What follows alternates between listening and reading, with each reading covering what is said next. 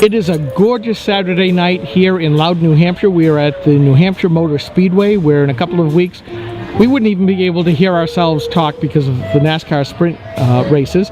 But I'm here with Jim Adams, and you are running in your own race here, even though you're just stopping by the event. Right. You're running for Executive Council in District 4. Which encompasses... Which is Manchester, Londonderry, Bedford, Goffstown, and then you swing over into Hooksett Bow, Loudon, Pittsfield, Chichester, Epsom, all the way over into Northwood and Deerfield and Nottingham, Lee, up into Auburn, and I think I've mentioned most of them. And it's a seat that Ray Wazurek held for years, and I'm very, very fortunate because Ray is on my steering committee, as is Jane Mellernick, and we've gone through a lot of various communities to talk with folks and try and get our message out there, because my message is low spending equals low taxes, and every dollar of tax money that we do spend, I want to make sure that taxpayers get the best possible value. I also am very, very concerned. I made a point to go to the Executive Council meeting the day that Mr. Pappas felt that Mr. Duncan would be a very good individual to sit on the Board of Education. And I did a little research and found that Mr. Duncan had given the Democratic State Committee $29,000 over a period of years. So I guess what he was saying is that a seat on the Department of Education cost $29,000. I don't know that that's representing our children very well, though.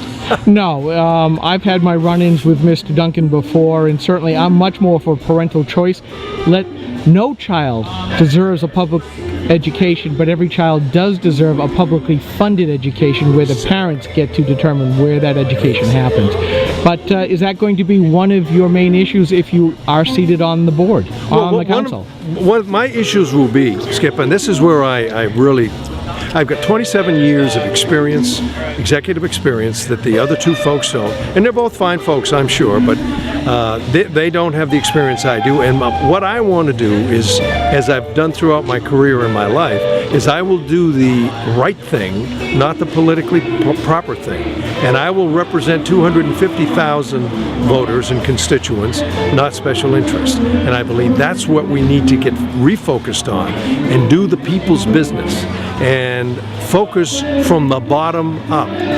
This top-down stuff has not worked. It's proven that it's going the wrong way and we're sinking like the Titanic. And I believe who better knows what the child needs for education than the men and women who live in that community. They shouldn't be instructed what they're going to do and how they're going to do it. I believe that the people know best, and that's the ones who should be making these decisions. Well, I'm quite sure, Jim, that we're going to meet up with you again along the campaign trail, since it's now campaign season here in New Hampshire.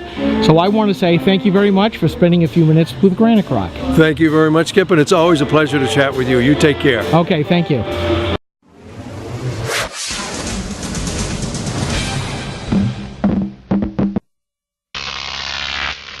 Croc